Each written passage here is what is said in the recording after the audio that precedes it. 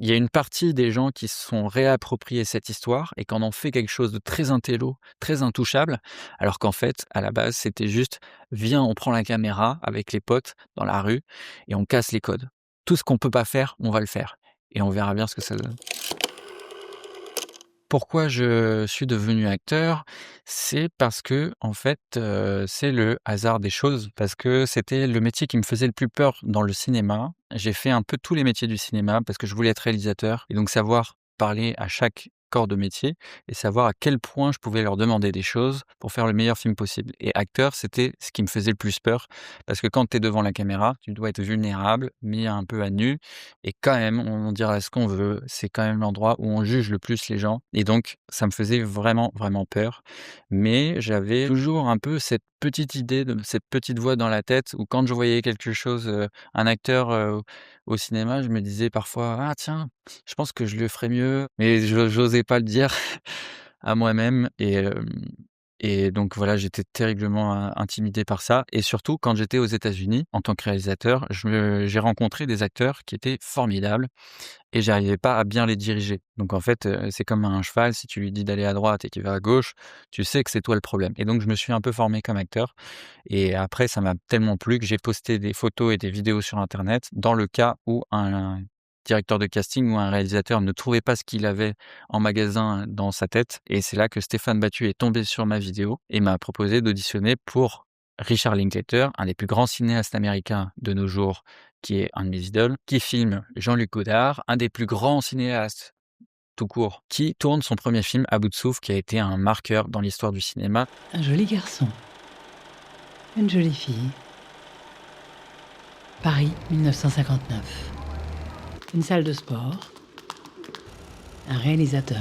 Le directeur de casting, Stéphane Battu, il m'avait envoyé, un mail me demandant si j'étais OK de rencontrer Richard Linklater dans 3 à 4 jours et il m'a envoyé un mail avec 25 pages de texte à apprendre et il me disait: «Voilà, le casting, ça se fera entre 10 heures et 18 heures». Donc je me disais: «Bon, bah, entre 10 heures et 18 heures, il me dira l'horaire plus tard». Généralement, un casting, ça dure 1 heure et donc je me mets en quête de retrouver les lunettes que j'avais pour le premier casting que j'avais fait avec, Stéphane Battu seul et je les retrouve pas et donc j'appelle mon opticien qui est un ami et je lui dis: «Mais les lunettes que tu m'as prêtées pour la première fois, je les trouve pas» et donc il me dit: «Bah, je vais t'en prêter d'autres».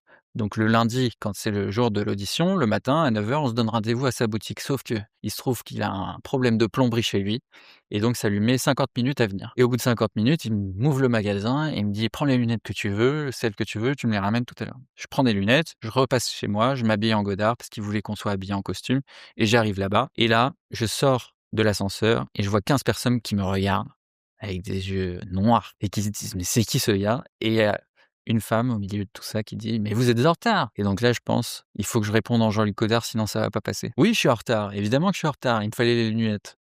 Il dit: «Comment ça les lunettes?» Donc j'explique l'histoire, il commence à rigoler et après on commence à faire des auditions et petit à petit, le temps passe, 1 heure, 2 heures, je vois, 3 acteurs différents et cetera et vient la pause déj et je me dis: «Mais c'est bizarre qu'il me garde autant» et là, en fait, j'ai compris. C'était pas entre 10 heures et 18 heures, c'était de 10 heures à 18 heures et j'ai passé 8 heures de casting avec 25 pages de texte, 10 acteurs différents et à la fin de la journée, ils m'ont donné le scénario. Donc là, je le regarde et j'ai pas de réponse. Je m'attendais à ce qu'elle me dise: «Ouais, vous avez le rôle» ou «C'est bien parti». Aucune réponse. Donc je lui demande: «Est-ce que vous êtes sûr que vous avez le droit de faire ça? Parce que c'est quand même confidentiel un scénario et cetera». Elle me dit: «Mais enfin, je suis la productrice. S'il y a bien une personne qui peut te donner le scénario, c'est moi. Alors prends le scénario et rentre chez toi». Donc je rentre chez moi avec les scénarios, je lis et en fait, il y avait Godard à toutes les pages et là, je me suis dit: «Mais ils sont complètement fous». Ils ont pris un inconnu pour, interpréter Jean-Luc Godard, le rôle principal du film et 2 semaines plus tard, ils m'ont appelé pour me dire que c'était moi et là, je me suis dit: «Waouh, ça va être énormément de travail, mais enfin, je vais pouvoir montrer ce dont je suis capable artistiquement à un niveau, exceptionnel». Une caméra, de la pellicule, un producteur, une ingénue, des stars, de l'argent. Ce qui intéressait Richard Linklater pour cette interprétation, c'était non pas de jouer Jean-Luc Godard, l'icône, mais le jeune qui ne sait pas qu'il va devenir une icône et donc en fait, c'était voilà, ce point de vue-là de une idée nouvelle qui naît dans la tête de quelqu'un, que les autres regardent un peu avec, «Ouais, bon, c'est bizarre son truc» et puis après: «Non, c'est dangereux parce que ça coûte de l'argent» et puis après en fait, c'est évident. parce que ça marche. C'est montrer à la jeunesse d'aujourd'hui qu'il y a toujours une nouvelle manière d'inventer le cinéma et qu'il n'y a pas besoin d'avoir la validation de quelqu'un pour le faire. Il faut prendre les outils qui sont face à toi et commencer à créer sans attendre. C'est encore ce moment de doute et le moment de vie où voilà, tu découvres, t'es pas sûr, c'est pas si ouf en fait, c'est juste un film. C'est un réalisateur qui sait pas trop ce qu'il veut, qui veut pas l'admettre et qui veut pas donner trop d'indications aux autres et en même temps, qui pense que ce qu'il va faire, c'est génial. Belle américaine et une belle américaine. Rossellini, Ah bah merci pour la balade, Jean-Luc. Melville, Donc on tourne ça comme une vraie interview. Bogart, Truffaut. Bon, je voulais voir si tout se passait bien. Je ressemble pas à Godard, je suis pas un sosie de Godard.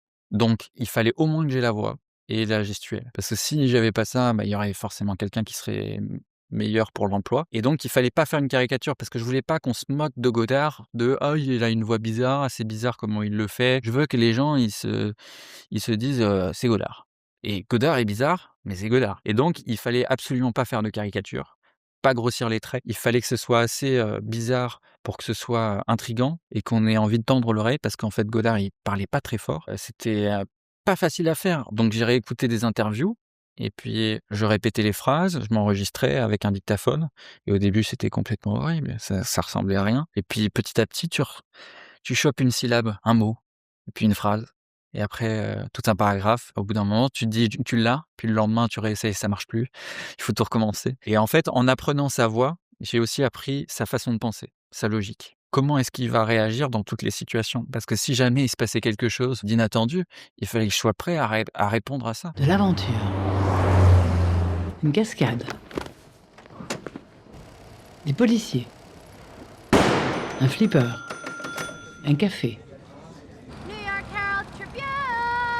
Du pur génie. Avant de faire l'acteur devant vos écrans, moi j'ai eu plein de vies, j'ai fait plein de métiers dans le cinéma et notamment acheteur de films à Cannes ou à l'AFM.